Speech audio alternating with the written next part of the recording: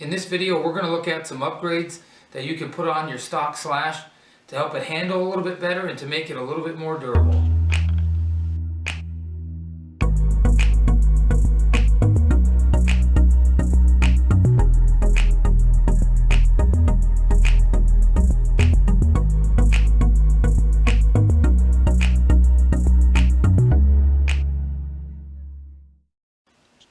Alright, we got two stock slashes here, or relatively stock, and they look kind of the same, don't they, when the bodies are on them, but they're actually quite a bit different. This truck here on my right is a brand new stock slash we looked at in our first video, brushed 12 turn stock slash, brand new, never been raced.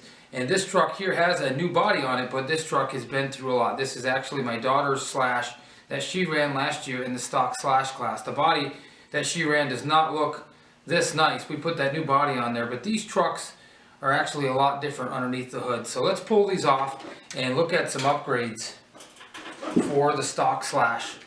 There's actually a lot you can do to these trucks and still keep them in the stock slash class. And by the way, there is actually some guys, we mentioned the lipos. There are some guys, there's actually one guy that I'm thinking of in particular. His name is Ian Pollard. He runs his trucks just like pretty much like this. He might do a few things, but not very much.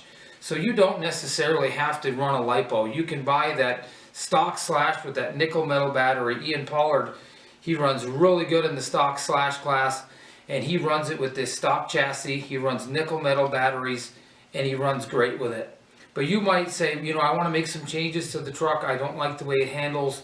Or maybe you just like to tinker and putz around it and make changes to your truck. Well, then this video is for you, because here you have pretty much that bone stock truck that you buy.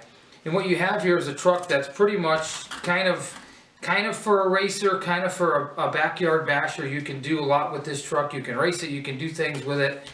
But the shocks, first off, the shocks, which are perfectly fine. Claire still runs the plastic stock shocks, but if you notice, this truck has the white progressive springs.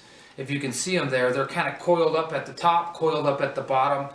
Where Claire's, these red springs, they're a solid spring all the way through.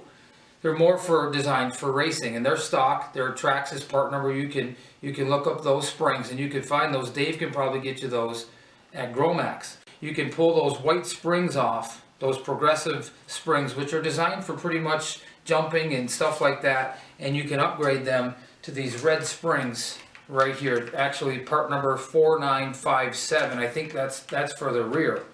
You can look for those. That's one good upgrade that you can do to the truck.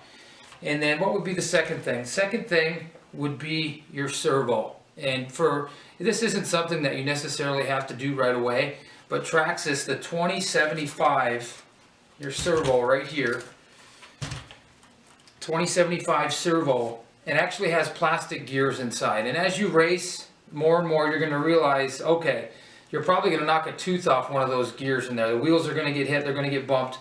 And what we've done over the last few years, a lot of guys have been converting their trucks to this Savox servo. These are great servos. They're a little pricey though.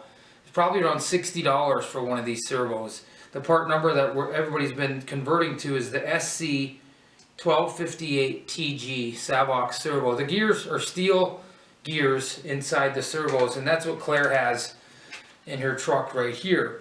But I was talking to Dave over at Gromax, and he showed me that Traxxas actually makes a servo now with steel gears, and it's, instead of the blue, the 2075. Dave can look up the part number, or he might have them down there. But Traxxas does make a servo with steel gears. And if you happen to blow one of them out, I suggest upgrading to one of those. It'll just save you a lot of time down the road, just a lot of hassle. But another thing you probably noticed right away, look at the ride height on this truck. I can put my whole arm under this truck, and this one right here, my hand is hitting already. This truck is quite a bit lower than this truck. This is kind of designed for crawling over rock piles or whatever you want to do with it, but yet you can still race it. Ian has proved that you can run this truck just the way it is. But if you want to get it a little bit lower, you can buy what Traxxas has, what they call the LCG kit. That's why this truck is blue. It's kind of faded. It's been raced a lot. But part number is 5830. You can buy this LCG kit, again, if you like to tinker and like to putz around, it comes with a skid plate, comes with the whole chassis, and then the battery hold down strap. You get another strap to hold your battery down. And so that is a good upgrade for short course racing. If you plan on doing a lot of cornering and things like that, because in short course, a lot of racing is driving. And we often say that about 80% of RC racing is driving. And Ian has proved that with this truck. He's able to get this truck to go really well. A lot of it is driving. But if you like the truck low to the ground and you like to mess with the ride heights and things, that's another great upgrade that you can do to this truck. So we got springs, we got your servo, and we got that chassis. And then another thing that you might want to think about upgrading, and you're going to realize real quick, is what we call the bearing carriers. The bearing carriers. I was going to pull a tire off here just to show you. Claire, over the winter, she slowly upgraded her truck. And last year, this truck was pretty well bulletproofed with all the upgrades that she did to it. And you can see right there, that blue part right there, that is called a Castor Block.